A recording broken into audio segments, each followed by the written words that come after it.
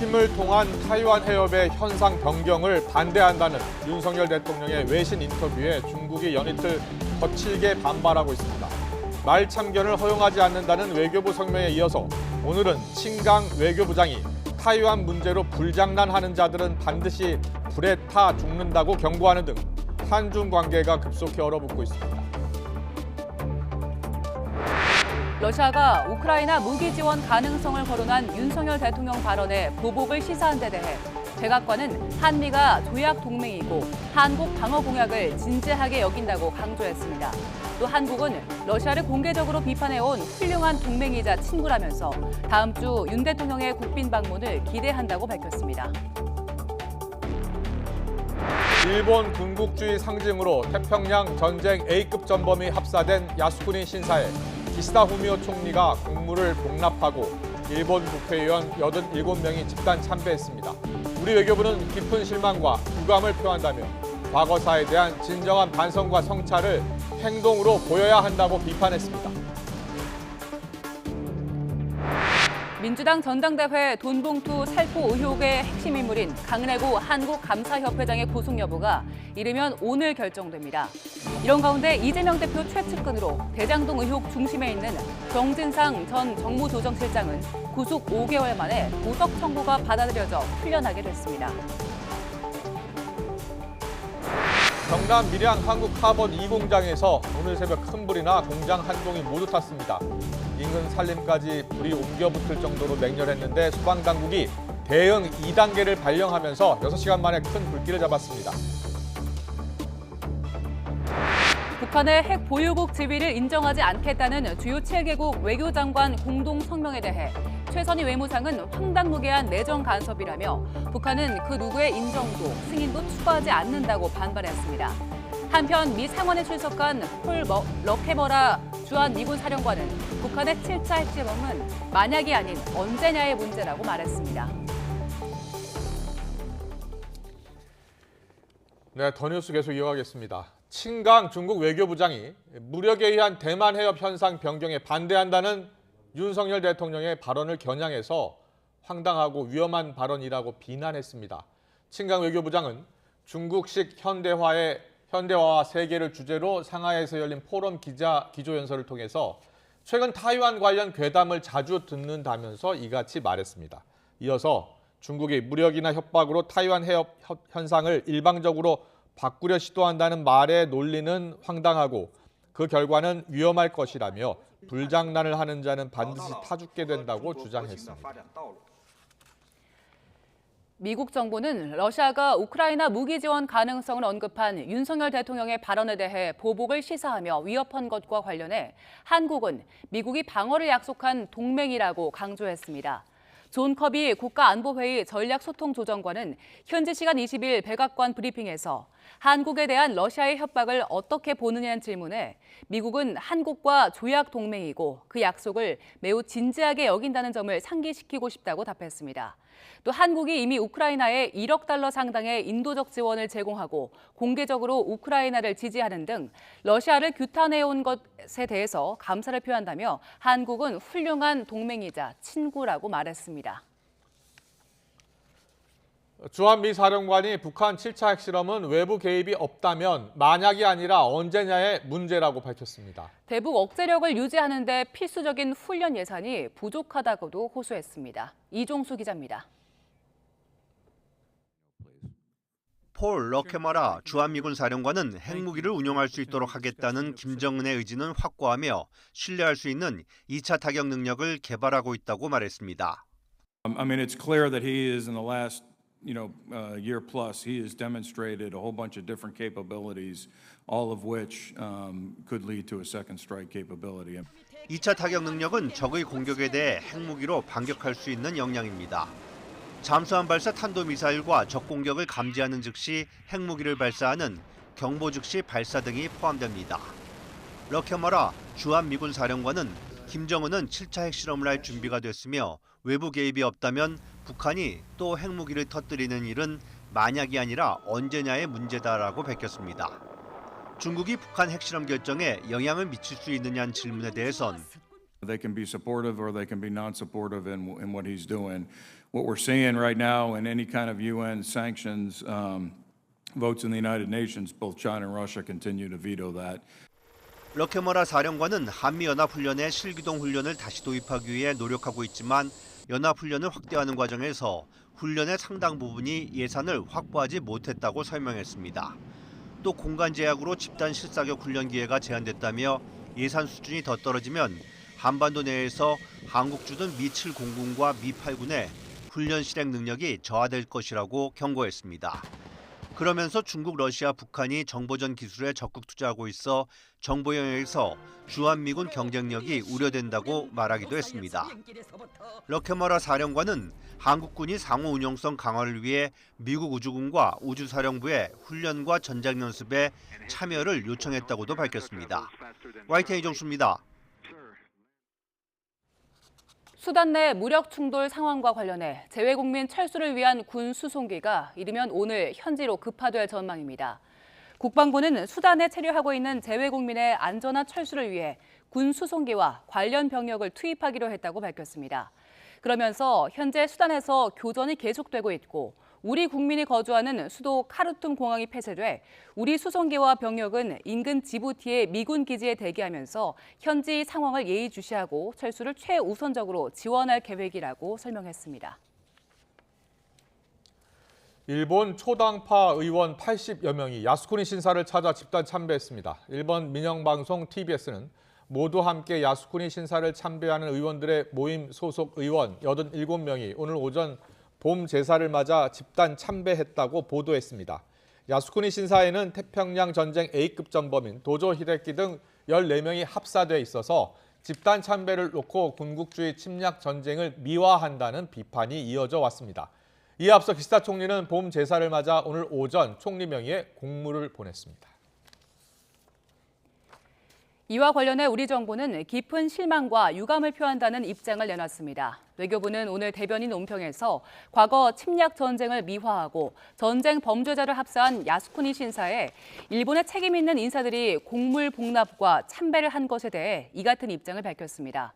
그러면서 우리 정부는 일본의 책임 있는 인사들이 역사를 직시하고 과거사에 대한 겸허한 성찰과 진정한 반성을 행동으로 보여줄 것을 촉구한다고 강조했습니다. 더불어민주당 전당대회 돈봉투 의혹과 관련해서 핵심 역할을 한 것으로 지목된 강래구 한국감사협회장의 구속 여부가 이르면 오늘 결정됩니다. 서울중앙지방법원은 오늘 정당법 위반과 뇌물수수 혐의 등으로 구속영장이 청구된 강 회장에 대한 구속 전 피의자 신문을 열었습니다. 법원에 출석한 강 회장은 송영길 전 대표도 돈봉투를 전달한 사실을 알고 있느냐는 등의 질문에 언젠가는 말할 날이 있을 것이라며 오늘은 성실히 심사를 받겠다고 했습니다. 강 회장은 재작년 3월부터 5월까지 민주당 당직자들과 공모해 당대표 선거에서 송영길 후보를 당선시키려고 선거 관계자 등에게 금품 9,400만 원을 뿌린 혐의를 받고 있습니다. 민주당 이재명 대표의 최측근인 정진상 전 대표실 정무조정실장이 구속 5개월 만에 석방됩니다. 서울중앙지방법원은 오늘 대장동 일당에게서 뇌물을 받은 혐의 등으로 구속 기소된 정 전 실장의 보석 청구를 받아들였습니다. 법원은 거주 제한과 보증금 5천만 원, 실시간 위치 추적이 가능한 전자장치 부착을 조건으로 내걸었습니다. 또 증거를 인멸하지 않겠다는 서약서를 제출하고 관련 사건 참고인이나 증인 등과 일체의 연락과 접촉도 금지했습니다. 오늘 새벽 5시쯤 경남 밀양시 상남면 한국카본 2공장에서 큰 불이 났습니다. 거센 불길이 공장 건물뿐 아니라 근처 산과 송전탑까지 위협했는데 오전 11시쯤 큰 불길이 잡혔다는 소식이 들어왔습니다. 취재기자 연결해서 현재 상황 알아보겠습니다. 김종호 기자. 네, 전국부입니다. 네, 일단 오전에 큰 불길을 잡았다는 소방당국의 발표가 있었는데요. 다시 불길이 번지지는 않았죠? 네, 현장에서는 중장비를 동원해 숨은 불씨를 찾아내 끄는 작업 등이 진행 중인데 불이 다시 크게 번졌다는 소식은 없었습니다. 불이 난 시각은 오늘 새벽 5시쯤인데 6시간이 지난 오전 11시 8분에 소방당국 초진 선언이 나왔습니다. 오늘 새벽 5시쯤 불이 난 곳은 경남 양산시 상남면 한국카본 2공장입니다. 16개 건물, 전체 건물 면적으로는 42,000여 제곱미터 규모 공장으로 자동차와 선박, 항공기 등에 쓰는 내장재와 탄소 섬유 제품 등을 만드는 곳입니다. 이 가운데 단열재 패널을 만드는 건물에서 불이 시작했습니다.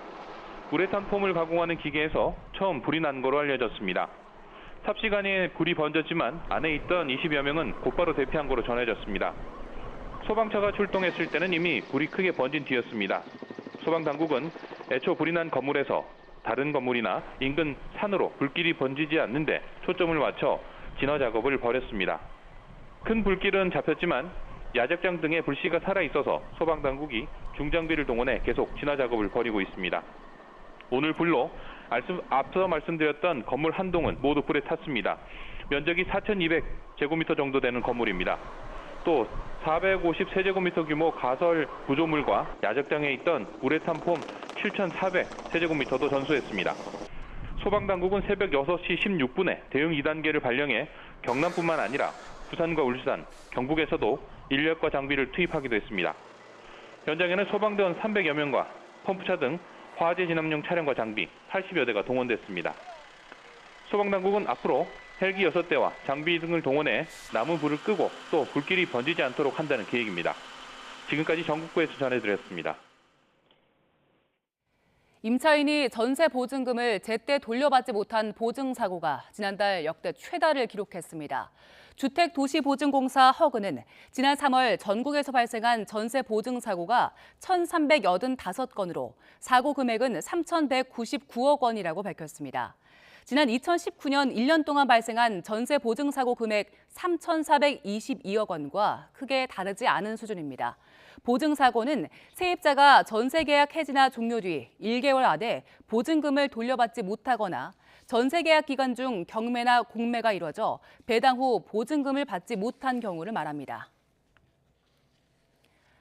올해 1월부터 3월까지 전국의 연립, 다세대 전세가율, 집값 대비 전세 보증금 비율이 80%를 넘는 이른바 깡통 전세 우려 지역이 전국에 25곳으로 집계됐습니다.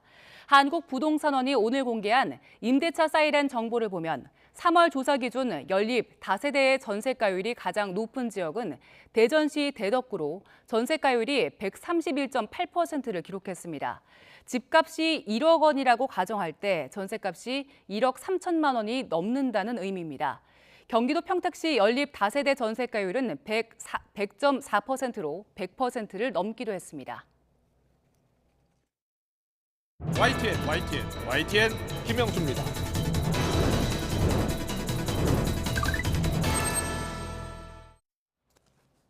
돈봉투 의혹은 모르는 일이다라고 했던 더불어민주당 송영길 전 대표가 파리 현지 시간으로 내일 오후 4시, 우리 시각으로는 밤 11시에 기자회견을 합니다. 민주당의 한 의원은 YTN과의 통화에서 송 전 대표가 기자회견 뒤에 원래 일정보다 당겨서 귀국한다고 말했다고 전했습니다. 자, 기자회견을 하루 앞둔 오늘 돈봉투 의혹의 핵심 인물로 알려진 강래구 한국수자원공사 감사가 언젠간 말할 날이 있을 것이다 라는 짧은 말을 남기고 구속 전 피의자 신문을 받기 위해 법원에 출석했습니다. 민주당은 어제 의총에서요, 송 전 대표에게 즉각 귀국해서 의혹의 실체를 낱낱이 밝히라고 요구했는데요. 다만 책임론, 수법을 놓고는 기자회견 전에 데려와야 한다, 먼저 탈당을 요구해야 한다, 의혹만으로 출당은 안 된다 등 다양한 의견이 분출됐습니다. 자, 민주당 의원들의 관련 인터뷰 내용 듣고서 더 정치 풀어가겠습니다. 저는 녹취록에 현역 의원의 이름이 담겼을 리가 없다 이렇게 보고 있고요. 풀려진 얘기가 많아요. 원내 지역위원장들이 만든 돈을 현역 의원들이 나눠 썼다. 저는 더불어민주당 그런 당 아니라고 생각합니다. 의혹도 있고 의심 가는 측면도 있습니다만 그런 의심과 의혹 제기만으로 당 구성원을 내보내는 행위를 하는 것은 정당이 취할 대처는 아니죠. 지도부가 이제 자체 조사를 안 한다고 발표를 했었습니다. 근데 저는 사실 귀를 의심했었거든요. 이게 어떻게든 일인 건지 당 차원의 조사는 필요한 거였던 거죠. 명단이라고 하는 게 뭐 근거가 사실 별로 없지 않습니까? 그래서 거기에 있는 10명, 20명을 조사하는 문제가 아니라 169명 전체에 대해서 좀 전수조사, 진술조사 이런 것들이 필요하지 않을까 생각합니다. 오늘의 전국 현안 다양하게 짚어보겠습니다. 최승재 국민의힘 의원, 김성주 더불어민주당 의원 나와 계십니다. 어서 오십시오. 예, 안녕하세요. 안녕하세요. 안녕하십니까? 안녕하십니까? 오늘 오전 강내구 협회장, 감사협회장이죠. 구속 심사가 지금 진행 중입니다. 강 회장 구속 여부 이제 향후 검찰 조사에서 변수가 될 것으로 이렇게 보이는데요. 송영길 전 대표가 내일 기자회견을 하기로 했잖아요. 어떤 이야기를 할 것으로 민주당에서 보고 있어요? 글쎄 뭐 예측은 할 수 없습니다만 우리는 기자회견 자체보다는 빨리 귀국해서 네. 입장을 밝히는 게 좋겠다고 하는 게 당내 다수의 의견이어서 민주당 의원들이 전화를 여러 차례 한 것 같더라고요. 그래서 뭐 누가 했느냐 이런 것도 서로 간에 얘기지 않으니까 알 수는 없지만 하여튼 빨리 귀국해서 입장을 네. 밝히는 게 좋겠다는 게 당내 다수의 의견입니다. 많은 언론들이 YTN도 민주당 의원분하고 통화를 해서 확인을 했더니 조만간 귀국할 것이다. 기자회견 끝난 다음에 이런 이야기가 나오고 있고요. 일부 언론은 뭐 다음 주에 귀국할 것이다라는 이야기까지 나오더라고요. 자, 일단은 국민의힘에서는 빨리 귀국해야 한다라는 데는 다 같은 의견이죠. 뭐 전체적으로 이제 정치에 관련된 국민들이 바라보는 시각에서 당연히 귀국을 해서 본인이 적극적으로 해명하는 게 맞다고 생각을 하고요. 네. 무엇보다도 사실 최초의 사건이 나왔을 때, 녹취록이 공개됐을 때 프랑스 현지에서 억울하다, 뭐 나는 상관이 없다, 뭐 이런 얘기를 했기 때문에 사실 귀국해서도 특별하게 저는 뭐 큰 이야기를 할 것 같지 않습니다만 무엇보다 중요한 것은 스스로 꼬리 자르기나 또 한 가지 이 당장에 이것만 해명으로 끝나는 것이 아니고 근본적으로 민주당에서 돈봉투 사건으로 이루어진 여러 가지 잘못된 부분에 대해서 정말 이번에 제대로 밝혀지지 않으면 여러 가지 더 큰 어려움에 봉착할 거라고 생각합니다. 예, 김성주 의원님 어제 의총이 있었잖아요. 의총 있어서 의총에서 이제 의원들 모두가 한 목소리로 빨리 귀국해서 의혹을 낱낱이 밝혀달라라고 한 목소리로 의견을 모았고, 근데 수습책을 놓고서 탈당을 요구해야 된다라는 분도 있었고, 지금 탈당을 요구하기에는 지금 의혹 수준 아니냐라는 분도 있었나 봐요. 예, 그렇습니다. 뭐 여러 의견이 나왔는데 이제 공통된 의견은 그 전직 당 대표로서 책임 있는 자세로 임하는 게 좋겠다라는 거에 대해서는 일치했고, 뭐 구체적인 방법론에 대해서는 본인에 맡겨야지 뭐 당이 본인의 해명도 아직 듣지 않은 상태에서 방법에까지도 얘기하기는 조금 이르다는 의견들도 있었습니다. 그렇군요. 당 차원의 진상조사는 어떻게 된 겁니까? 왜냐하면 지난주 일요일이죠. 일주일 전에 당 차원에서 진상조사를 검토한다는 기사가 나왔었잖아요. 근데 이제 월요일 날은 당 차원의 진상조사는 하지 않기로 했다라고 결론을 내리고 일단 검찰에 공정한 수사를 맡긴 상황인데요. 이소영 의원 같은 경우에 아까 인터뷰 전해드렸습니다만 당 차원의 진상조사도 필요한 것 아니냐 이렇게 이야기하더라고요. 그렇게 생각하는 의원들도 좀 있습니까? 글쎄 뭐 일부는 그런 이 얘기를 하시는 분도 있겠지만 뭐 다수는 일단은 본인이 정확하게 해명하는 걸 좀 들어보고 이것이 사법적으로 처리할 사안인지 뭐 그거에 따라서 당 차원의 조사가 필요하면 하겠지만 지금 뭐 당 차원의 조사를 얘기하는 것은 이르다는 생각이 대부분입니다. 아, 그렇군요. 아직은 이르다. 지금 뭐 이소영 의원은 현역 의원 169명을 다 전수조사 설문 조사하자 이렇게 강하게 나오시던데 알겠습니다. 대부분의 의원들은 그렇지 않다. 저는 이 3만 개의 녹취록이 아직도 공개되지 않은 부분이 상당히 많거든요. 사실은 진상조사를 해서 사실은 그 어느 정도 내부에서 민주당 내부에서도 대응할 수 있는 부분이 있어야 된다고 생각을 합니다. 과거 2008년 한나라당 전당대회 돈봉투 사건 때도 전수조사 했습니까? 그건 제가 정확하게 모르겠고요. 알겠습니다. 전수조사가 지금 필요하다라고 우리 최승재 의원께서는 이야기하시고요. 2년 전 전당대회에서 0.59%포인트 차로 진 홍영표 의원이 그동안은 말을 하지 않다가 페이스북에 글을 올렸더라고요. 참담하다. 이런 심경을 밝히면서 신속하고 책임 있는 자세가 필요하다라고 했어요. 어제 혹시 홍영표 의원은 의총에 참석했습니까? 발언은 안 하셨고? 발언을 하진 않았고요. 이제 홍영표 의원은 어쨌든 간에 경쟁자였고 당대표 선거에서 적은 차이로 졌기 때문에 이 표현에 있어서 굉장히 신중을 기한 표현을 생각하는데 핵심은 당사자의 책임 있는 자세가 필요하다. 그리고 국민들에게 또 당원에게 진솔하게 사과해야 네. 그래야지 신뢰 회복할 수 있다. 예. 이런 얘기를 한 것으로 보입니다. 뭐 필요한 생각으로 보입니다. 일부 의원들은 직접 기자회견 파리에서 하기 전에 데리고 와야 한다라고 주장하는 분도 있었다고 하더라고요. 가는 분은 없는 겁니까? 예, 일단은 뭐 본인이 기자회견 하더라도 한국에 와서 해야 되는 거 아니냐, 네. 이제 이런 의견도 있었는데 예. 본인이 뭐 하고 난 다음에 귀국 여부를 결정하겠다고 했으니까 예. 일단은 그걸 기다려보는 게 좋겠다는 판단입니다. 네, 알겠습니다. 계속해서 윤석열 대통령의 로이터 인터뷰 내용 좀 짚어보겠습니다. 윤석열 대통령이 미국 국빈 방문을 앞두고 로이터 통신과의 대담에서 한 발언, 정치권에서 공방이 이어지고 있습니다. 여야 목소리 듣고서 이야기 더 나눠보겠습니다.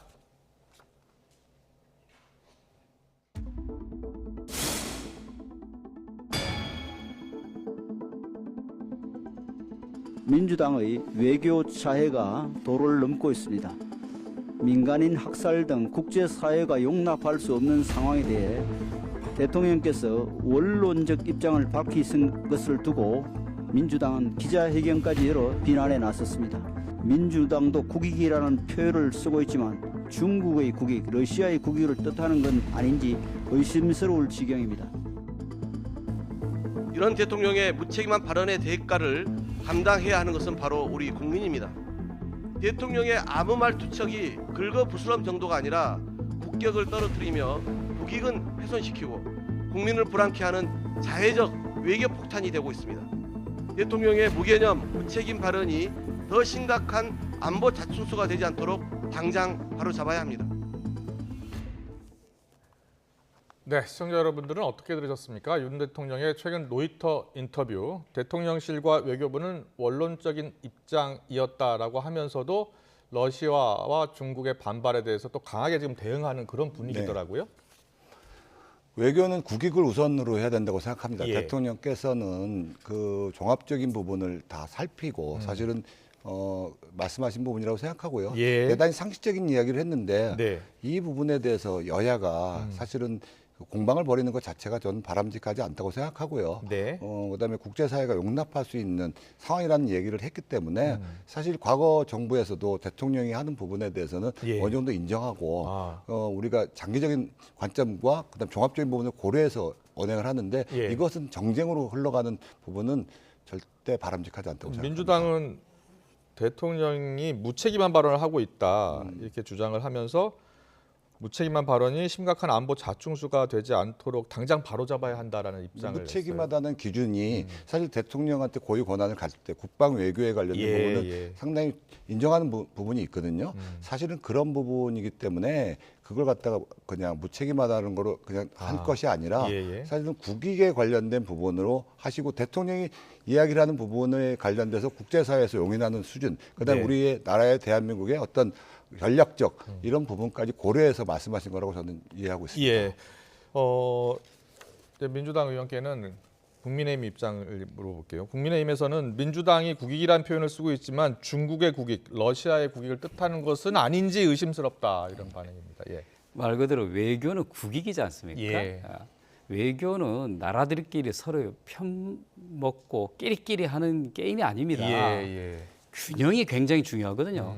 그래서 대통령의 발언은 굉장히 신중해야 됩니다. 고민을 한 끝에 검증해서 해야 되는데 이 윤 대통령은 너무 쉽게 발언해요. 그게 의도적인 발언인 건지 실수인지 구분할 수가 없는 건데 예를 들어서 우리가 흔히 외교적 원어라고 하잖아요. 모호한 거거든요. 그러니까 이 말을 하면 어느 나라가 듣든지 간에 이게 우리한테 우호적인 발언이라고 느낄 정도로 하는 것이 외교 신중함인데 대통령이 너무 쉽게 발언해요. 그러니까 일본에 가서는 확실히 국익에 손해되는 일을 했죠. 근데 이번에 미국에 가기 전에는 가기도 전에 이미 많은 손해를 끼친 상태에서 가는 거예요. 저는 이번 윤 대통령의 미국 순방 결과가 갔다 오고 난 다음에 무슨 어떠한 화려한 성과를 치작하더라도 이미 가기 전에 이미 지고 가는 것이다. 네. 어떤 점에서 구체적으로 지고 간다고 보세요? 그러니까 이미 중국과 러시아의 강한 반발을 초래할 수 있는 어휘를 던져놓고 미국 가서 동맹을 강조해봐야 미국을 통해서 얻을 수 있는 게 또 한계가 있는 거 아니겠습니까? 더구나 이게 외교 안보에서는 동맹이 가능하지만 경제에서는 국익 간의 경쟁인데 네. 그런다고 해서 IRL법이나 이런 거 현대차 판매에 있어서 미국이 한국 편 확실히 들어줄 것도 아니지 않습니까? 예. 그래서 균형이 필요한 건데 가기 전에 이렇게 다 벗고 가면 뭘 협상을 얻을 것인가? 네. 아니 굴욕 외교가 아니라 정말 이건 심각한 국익 손해 외교다. 네. 이렇게 판단합니다. 정상회담 때 내줘야 될 수 있고 정상회담 때 논의할 수 있는 문제를 미리 지금 다 뭐 벗고 간다 이렇게 표현을 하셨는데 미리 그냥 줄 걸 다 줘버린 거 아니냐라는 게 민주당의 시각입니다. 네. 네. 저는 그 대통령께서 가장 관련된 뭐 사실 고급 정보, 네. 그다음에 다른 나라에 관련된 이야기들을 가장 많이 듣고 있다고 생각을 합니다. 네, 네. 그래서 사실 그 외교적인 언어도 중요하겠지만 예. 국익에 관련된 부분에 대해서는 종합적인 판단을 하고 있고요. 국제사회의 예. 영향력, 예. 기주 또 그것이 경제로 이어진다고 생각을 하기 때문에 그런 부분을 고려해서 하시는 말씀으로 이해를 하고요. 그거에 대한 네. 책임을 또 온전히 갖고 계시기 때문에 예. 이거를 단기적인 하나하나의 사안으로 따질 것이 아니라 앞으로 국제사회에서 대한민국의 이득이 어떤 것이 우선이고 영향이 우선되는 것은 대통령한테 책임과 권한이 예. 있음을 우리가 인정해야 된다고 생각을 합니다. 알겠습니다. 바로 그 책임과 권한이 있기 때문에 신중해야 되는데 예. 이미 손해를 많이 끼쳐서 회복 불능 상태라고 봅니다. 민주당은 회복 불능 상태다 이렇게 비판을 하고 있고요. 중국 외교부장 어제 중국 외교부가 말 참견하지 말라라고 했고 우리 정부가 강하게 반발을 했죠. 그래서 주한 주중 대사도 불러 초치해서 항의를 했습니다. 그런데 오늘 외교부장이 황당하고 위험하다라면서 불장난하면 타 죽을 것이라는 표현을 썼고요. 중국 매체는 한 발 더 나아갔어요. 한국이 미국의 종속국이다 뭐 이렇게 표현을 했습니다. 자, 지금 중국에서 나오는 반응에 대해서는 의원님은 어떻게 생각하세요? 그러니까 우리 한반도에 있어서의 평화와 통일이 굉장히 중요한 과제인 것처럼 네. 중국에 있어서도 하나의 중국이라고 하는 건 아주 확고한 외교 철학이거든요. 네네. 마치 예. 최근에 조성되고 있는 양안 간의 문제가 예.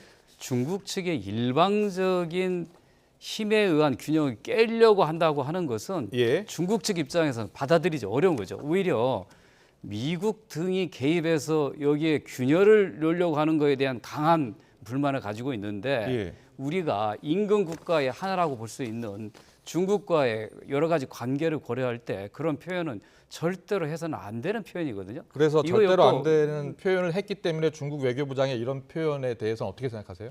글쎄요, 뭐 각자 자기 나라 입장에서 표현하는 거지만 그 표현이 뭐 세냐, 뭐 적절한 이거에 대한 판단은 하기보다는 그런 반응이 나올 걸 예상하고 외교적인 발언, 특히 다른 나라에 영향을 미치는 발언은 특히 대통령은 신중할 필요가 있다는 겁니다. 알겠습니다. 그러니까 중국 외교부장의 이 발언에 대해서는 평가를 하지 않으시고 대신 윤 대통령이 그런 말을 하지 않았어야 한다라는 입장이고요. 그러니까 국민의힘에서는 어떤 생각이세요? 뭐 중국 측 입장에서 본다면은 민감한 부분이기 때문에 그렇게 발언할 수 있다고 생각합니다만 네.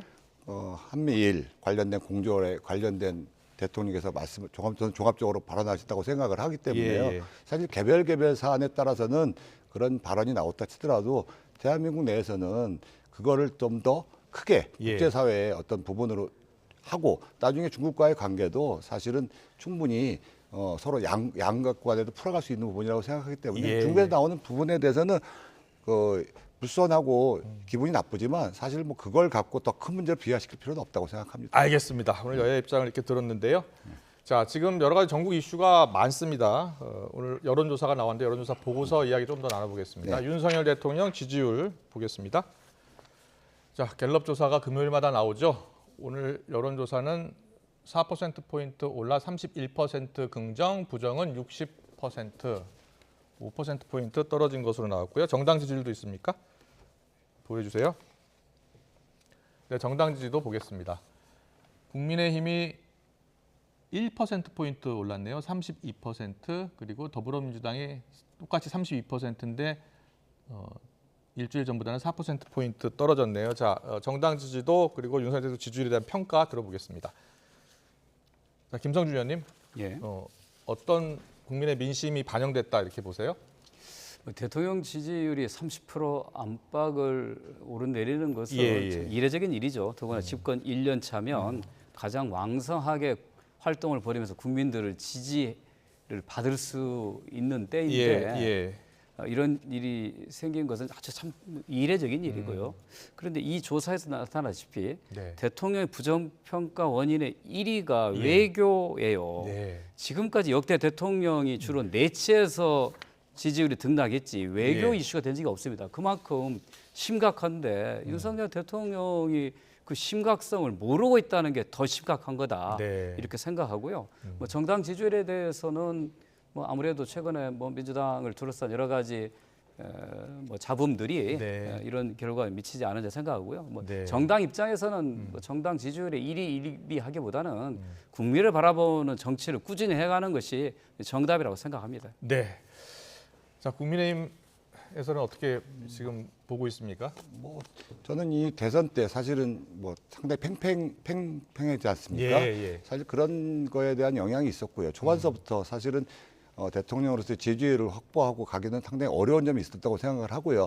또 한 가지 윤석열 대통령께서 국정 운영에 관련된 부분을 그동안 과거의 포퓰리즘이라든지 이런 부분보다는 기초를 튼튼히 하고 본인의 소신을 갖고 국정을 자신감 있게 운영하겠다는 부분이 사실은 당장의 지지율에서는 그렇게 올라가는 부분이 좀 약할 수 있다고 생각을 합니다만 기본적으로 대통령이 우리나라에서 단임제를 선택하는 이유가 책임감을 갖고 정말 제대로 국정 운영을 하는 부분이라고 생각을 합니다. 다만 이 어떤 정책을 논할 때 야당과의 조금 더 교감하는 능력, 그다음에 국민과의 설명하는 소통하는 능력이 좀 보강이 된다면 전 지지율은 갖고는 일일비할 필요가 없다고 생각을 합니다. 알겠습니다.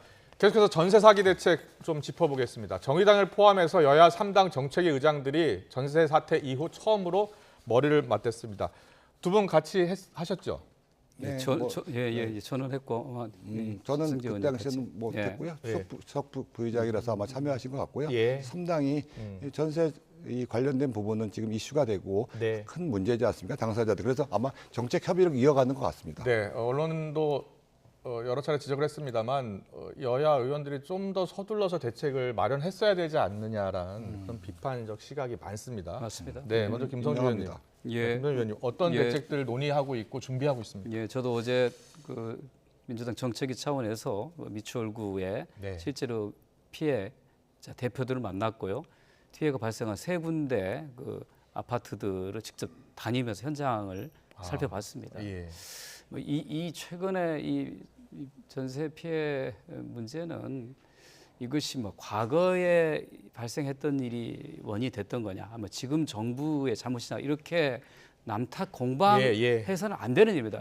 정말 절박한 문제예요. 그래서 이런 문제는 뭐가 문제였는가 이거 찾고 신속하게 대응해야 되는데요. 누구 탓인지는 선거로 이제 판가름이 날 것 같고요. 지금은 어서 너무 대책이 시급해요. 핵심은 여기 피해자들이 어쨌든 간에 살던 곳에서 살게 만들어 주든지 아니면 딴 데로 가기를 원한다면 갈 수 있도록 만들어줘야 되거든요. 그러니까 피해 구제가 최우선이라는 것이죠. 다시 재발 방지하기 위한 건 국회가 논의를 해나가면 되는 것이고 지금 당장 정부와 국회가 나서서 가장 먼저 해야 될 것은 피해자 구제책이다. 자, 피해자 구제책 맞습니다. 그럼 어떤 구제책을 갖고 있습니까? 현재 우리 민주당에서는 일종의 그 피해 구제 특별법을 풀자. 내놓은 상태고요. 그 핵심은 현재 여기 있는 분들이 만약에 여기 살기를 원한다면 재입찰을 통해서 다시 받을 수 있는 그런 지원이 필요하고 여기를 떠난다고 하면 전세 보증금을 충분하게 보장해주고 다른 선택을 할 수 있도록 만들어주는 것. 그러니까 국비로 나랏돈 세금으로 일단 보증금을 빨리 지원해주자. 그 두 가지가 있습니다. 그거는 이제 공공 매입이라고 표현하면서 정부 여당이 펄쩍 뛰면서 반대하는데 그 매입하는 게 채권 매입 방식도 있어요. 그러니까 전세 보증금 채권을 캠코가 매입을 해서 일단 이분들이 안전한 선택을 하고 난 다음에 이분이 원하는 거에 따라서 지원하는 방법도 있습니다. 알겠습니다. 그러니까 캠코에서 채권을 사서 일단 좀 가지고 있다가 일단 먼저 전세자금 빨리 지원을 해주고 이 대책은 국민의힘도 갖고 있는 거 아니에요? 네, 일부 뭐 그렇게 동의하고 있고요. 우선적으로 이제 전수조사를 좀 해서 제대로 된 현황 파악이 상당히 중요하다고 생각하고요. 민생권 중에서 주택 대책은 상당히 중요한 문제이기 때문에 이 문제에 대해서 우선적으로 피해자들에 대해서 생활을 안정시킬 수 있는 부분이 필요하고 더 중요한 것은 기본적으로 주택 정책이 올바르게 가기 위한 대책도 이번에 만들어야 된다고 생각해서 국민의힘이 갖고 있는 대책은 뭐예요? 일단 전수조사를 통해서 현재 피해자와 피해자 예상자들에 대한 내용을 좀 파악을 하고요. 그다음에 그 피해 관련된 부분에 대해서 민생 당장의 대책을 우선 매입을 할 것이냐 아니면 더 종합적으로 뭐 경매 중단이나 이런 부분들을 할 것이냐 이런 것들을 한번 예상과 그다음에 국민적 정서까지 감안해서 저희가 대책을 내야 된다고 생각합니다. 예. 지금 뭐 인천 미추홀구뿐만이 아니라 곳곳에서 지금 터지고 있어요. 그래서 신속하게 대책을 마련해야 될 것 같은데 여야가 중지를 모아서 합의를 본 부분은 있어요? 그 현재 13개 관련 법안이 나와 있고요. 이 중에 8개는 이미 통과됐고 5개가 지금 현재 심의 중인데 이거를 빨리 처리한다는 거에 대해서는 뭐 이견이 없었습니다. 빨리 처리될 것 같습니까? 근데 그 법안에 2개는 정부가 낸 거고 3개는 민주당이 낸 거예요. 그리고 현재 국토위 내에서 논의가 되고 있기 때문에 그냥 통과가 서두르면 되는 건데 굳이 3당 정책위 의장이 만나서 논의하려고 하면 그 이상 긴급한 구제책을 해야 되는데 이 5개 법안 모두 사후 예방 조치예요. 그러니까 지금 당장 급한 목숨을 스스로 끊는 이 절박한 세입자들은 대책은 안 되기 때문에 우리는 특별법을 만들어서 피해 구제에 집중하자라는 게 민주당 입장입니다. 자, 그러면 정의당 생각은 뭡니까? 정의당은 민주당 생각과 비슷합니다. 정의당도 이와 같은 특별법을 내놓은 게 있고 문제는 여당이 아무것도 하지 않고 있다는 것이죠. 여당이 아무것도 하지 않고 있다는 강력한 비판이신데 대통령께서도 말씀하셨고요. 당대표도 현장을 방문했고 이 관련돼서 심각하게 생각을 하고요. 이거는 뭐 서민들이 특히 밀접한 관계이기 때문에요. 종합적인 대책을 만들어야 되고요. 당정 간에도 지속적으로 협의체를 통해서 어떤 결과를 내기 위해서 노력하고 있습니다. 알겠습니다. 오늘 정치권 이슈 다양하게 짚어봤습니다. 최승재 국민의힘 의원, 김성주 더불어민주당 의원과 함께했습니다. 잘 들었습니다. 고맙습니다.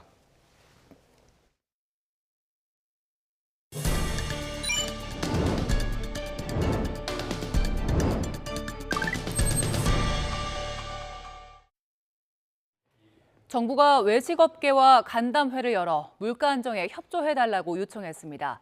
농식품부 식품산업정책관은 스타벅스와 롯데리아, 교촌치킨 등 외식 프랜차이즈 업계와 만나 외식 물가 부담이 크다며 당분간 가격 인상을 자제해달라고 당부했습니다. 농식품부는 지난달 세계 밀 가격이 1년 전보다 40% 떨어지는 등 주요 식재료 가격이 하락세라며 프랜차이즈 업계의 원가 부담이 줄었다고 설명했습니다.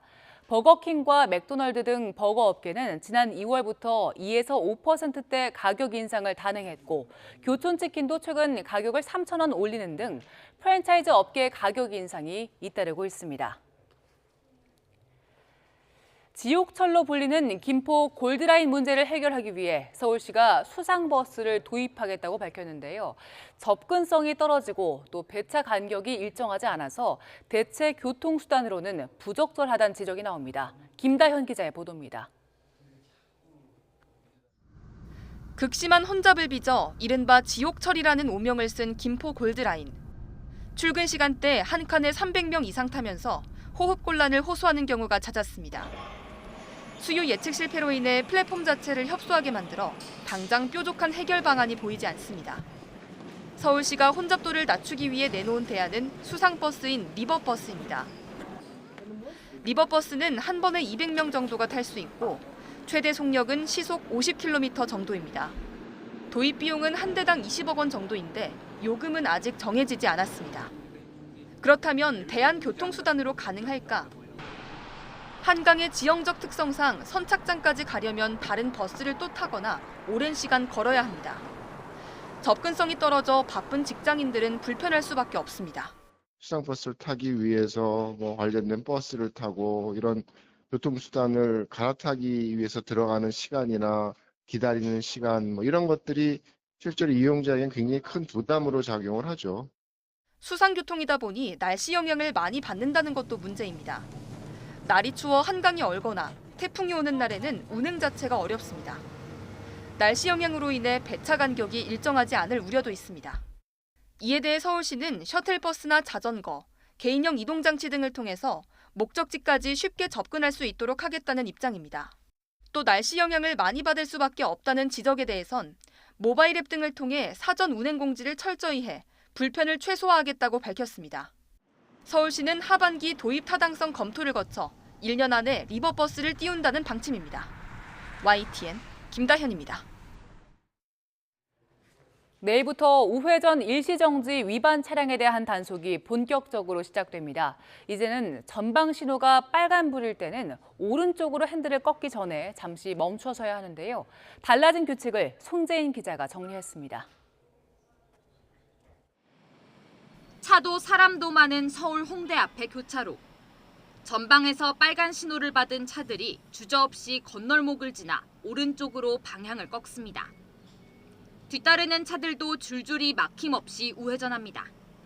그러나 엄연히 위법으로 분류된 운전 방식입니다. 지난 1월 새로 시행된 도로교통법 시행규칙은 전방 주행 신호가 빨간불일 땐 우회전하기 전 우선 정지선에 멈추도록 규정하고 있습니다. 건널목에 보행자가 있건 없건 상관없습니다.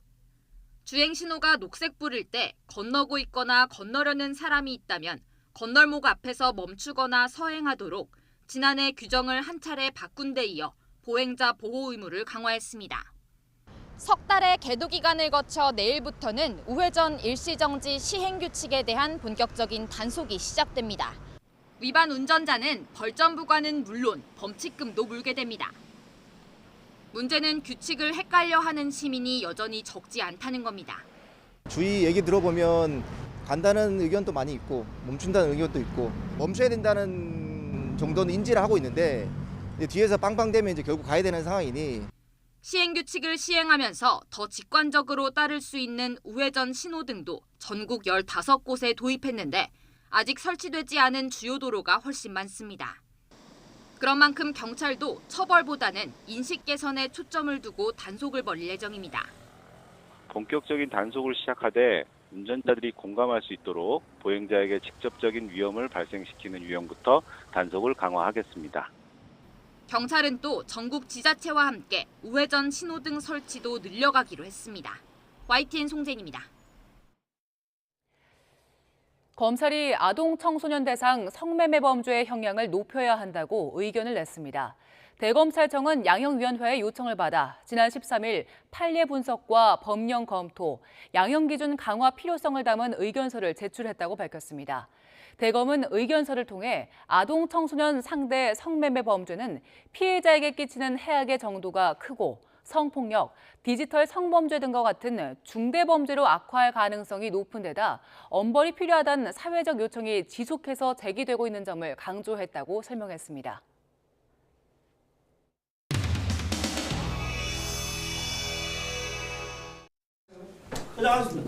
나시죠. 이런 사과를 뭐라 드립니까? 이런 사과를. 당치도 입장 놓고 쇼하러 온 거 아니에요? 쇼하러.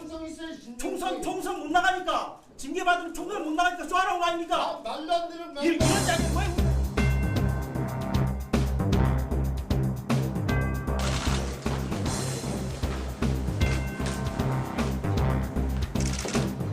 윤리위 징계에 대해서 어떻게 생각하세요? 사람 다쳐요. 한마디만 해주세요. 입장 한 번만 말씀해 주세요. 제가 그 아픔을 함께 하고 나가서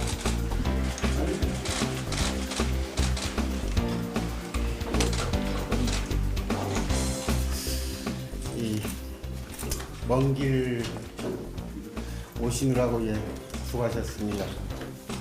진정한 사과를 기대하겠습니다.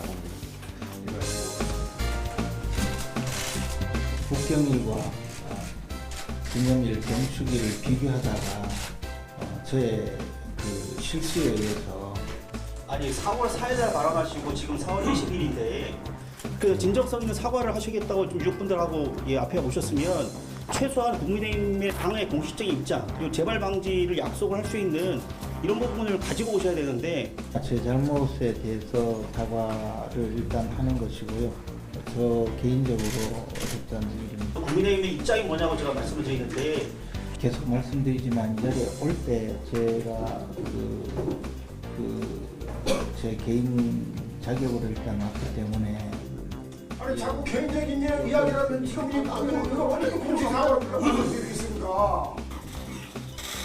제가 다니는 75주년 4.3이라는 기고를 썼어요. 이거 갖고 갈 수 있겠습니까? 제가 지금 자숙하고 있는 기간이라서 나시죠. 이런 사과를 뭐라 됩니까? 이런 사과를 당 지도부 입장 놓고 징계받으면 총장 못 나가니까 쏘아라는 거 아닙니까? 우리가 들러립니까? 김재원 최고의 들러리예요. 나가시다. 저는 이 자꾸 못해가 좀 들어가겠습니다.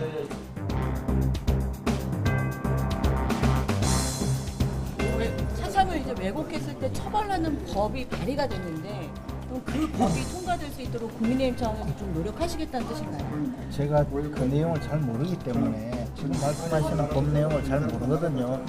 그래서 그게 아니고 지금 법 내용을 잘 모르기 때문에 지금 발의된 특별법 개정안에 대한 내용을 보신다는 거죠? 제가 그 내용은 제가 지금 현직 국회의원이 아니라서 잘 이해를 못 하고 있는데 최고위원으로서 이제 책임을 져야 된다는 말도 있는데 혹시 그에 대해서 어떻게 생각하시나요?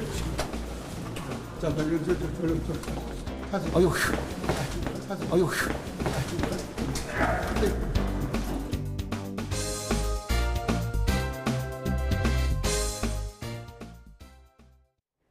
오늘은 전국적으로 계절의 시계가 제자리를 되찾았습니다.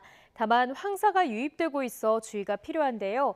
현재 동쪽 지방을 중심으로 미세먼지 농도가 매우 높게 치솟아 있습니다. 앞으로 황사는 그 밖에 전국에 영향을 주겠고 주말인 내일도 대부분 지역에서 공기가 무척 탁하겠습니다. 오늘과 내일 외출하실 때는 황사용 마스크를 착용하시는 게 좋겠습니다. 내일은 전국 하늘에 구름만 많은 가운데 해안가를 중심으로 바람이 강하게 불겠습니다. 시설물 관리에도 각별히 신경 써주시기 바랍니다. 내일 아침 기온은 예년과 비슷하거나 조금 높겠습니다. 내일 서울 아침 기온 10도, 대전과 대구 19도, 대전과 대구 9도, 광주는 11도가 예상됩니다. 한낮 기온은 오늘보다는 낮겠지만 여전히 예년 이맘때 수준을 보이겠습니다. 내일 낮 기온 서울 21도, 대전도 21도, 부산은 17도가 예상됩니다. 당분간 완연한 봄 날씨가 이어지는 가운데 일교차가 크게 벌어지겠고요. 다음 주 화요일에는 전국에 봄비가 내릴 전망입니다. 지금까지 날씨 정보였습니다. 네, 이슈를 더 쉽게 전해드리는 더 뉴스 다음 주에는 더 준비하겠습니다. 잠시 뒤에는 뉴스큐가 방송됩니다. 시청해주신 여러분 고맙습니다.